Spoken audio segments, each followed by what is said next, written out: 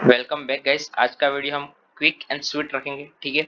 अगर अपन मार्केट की बात करेंगे किस तरीके से मार्केट ने परफॉर्म किया है, तो जो मैं कह रहा था कि इस वीक में एक्शन आ सकता है, पर वो एक्शन अभी भी आया नहीं है।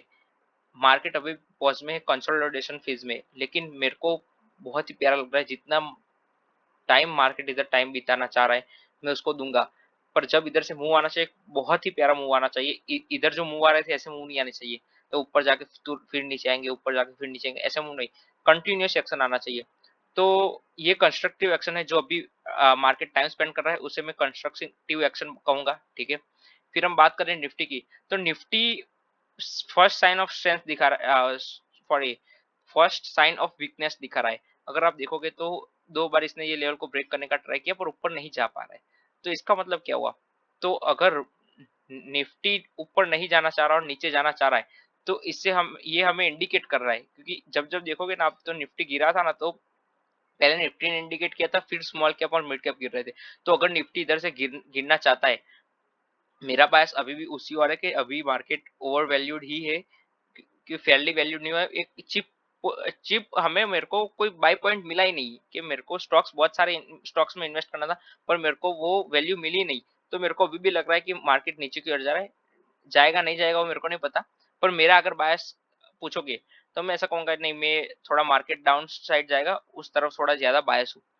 तो अपन बात करते हैं कौन से सेक्टर या कौन सा स्टॉक कल के लिए बहुत अच्छा परफॉर्म कर सकते हैं। तो मैं कहूंगा कि दो स्पेस में बहुत ही बढ़िया एक्शन है, डिफेंस सेक्टर और रेलवे सेक्टर। आज बहुत ही प्यारे प्यारे स्टॉक्स मेरे को मिले रेलवे सेक्टर और डिफेंस सेक्टर में से। बाकी मैंने आज स्कैन किया ही नहीं, और मेरे को स्कैन करना भी नहीं है। दो ही सेक्टर चल रहे हैं, बाकी पूरा मार्केट में कहीं पर भी रैंडमली कुछ भी एक्शन हो रहा है। मतलब कोई स्टॉक बढ़ रहा है 20%, कोई मतलब एक्यूरेट जगह पर कोई सेक्टर को पकड़ के अगर हमें एक्शन चाहिए, तो वो डिफेंस स्टॉक और रेलवे स्टॉक्स में ही लग रहा है मेरे को। तो जनरली मैं जो आज सेटअप्स दिखा रहा हूँ, मैं आपको बाय नहीं करता, पर फिर भी अगर वो सेक्टर चलना चाह रहा है, तो मैं ट्राई करना चाहूंगा कि किस तरीके से सेक्टर को प्ले किया जाता है। आज से पहले कभी किया नहीं है, पर अगर करना है मेरे को, तो मैं जरूर करूंगा। ट्राई करना होगा ना कभी। तो जनरली मैं ऐसे सेटअप्स बाय नहीं करता हूँ, पर अगर ये दो सेक्टर ही अगर चल रहे हैं मार्केट में, तो फिर मैं बैठा थोड़ी रहूंगा कि नहीं नहीं, वेट करूंगा। तो अगर ये चल रहा है, तो मैं उनको इनमें प्रॉफिट कमाने का जरूर ही ट्राई करूंगा, ठीक है। तो अपन डायरेक्ट आ जाते हैं कौन से स्टॉक है। तो पहला स्टॉक है भारत फॉर्ज।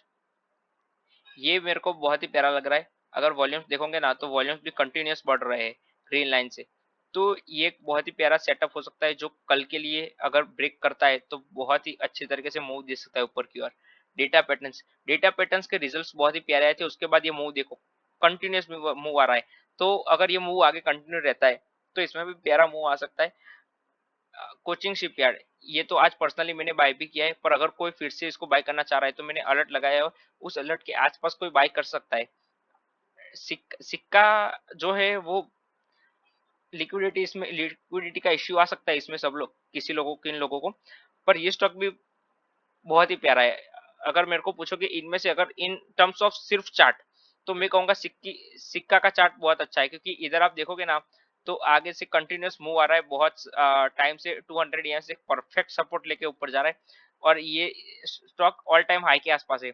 तो ये मतलब रियल स्ट्रेंथ इस स्टॉक में है। ये स्टॉक तो बॉटम से ऊपर आ रहा है, पर रियल स्ट्रेंथ इस स्टॉक में है कि जो ऊपर ही जाए जा रहा है।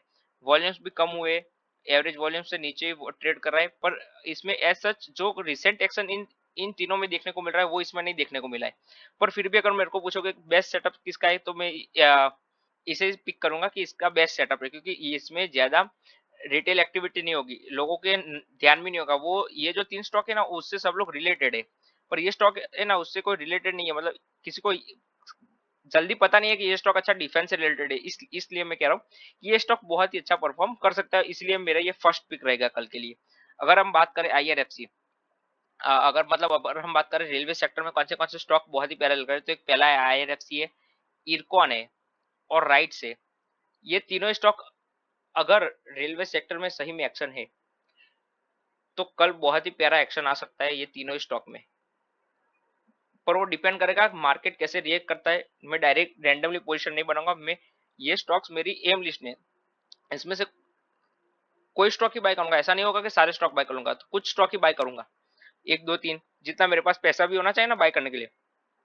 तो वो डिपेंड करेगा कि कल किस तरीके से मैं मार्केट को देख रहा हूँ, किस तरीके से सेक्टर परफॉर्म कर रहा है। अगर मेरे को लग रहा है कि डिफेंस सेक्टर परफॉर्म कर रहा है, मैंने डिफेंस के स्टॉक ऑलरेडी दो ये कोचिंग शिपयार्ड लिया हुआ है, अगर सिक्किम और डेटा पैटर्न्स ले लिए, फिर अगर कोई स्टॉक मतलब बचा नहीं तो फिर मैं, मेरे पास पैसा नहीं है तो लगाऊंगा कैसे। पर अगर फिर ये रेलवे सेक्टर बढ़िया कर रहा है तो मैं ऐसा भी कर सकता हूँ, इसमें से पैसा निकाल के इसमें डाल दूं। या फिर आप ऐसा कर सकते हो, आपने ये मिस कर दिया, ये डिफेंस सेक्टर मिस कर दिया और फिर रेलवे सेक्टर बढ़ना शुरू होता है, तो इसमें पोजीशन बना सकते हो।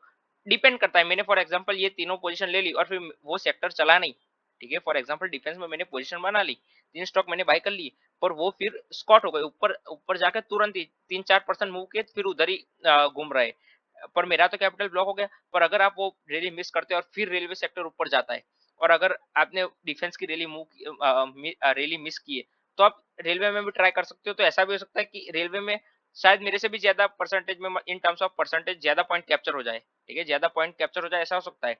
पूरा डिपेंड करेगा टोटली कल कैसे मार्केट परफॉर्म करता है। लक होना चाहिए स्टॉक मार्केट में, नॉलेज 20% है, 80% लक होना चाहिए। वो बार बार करोगे तो वो फैक्टर कम होता जाएगा, पर वो होता है इस तरीके से।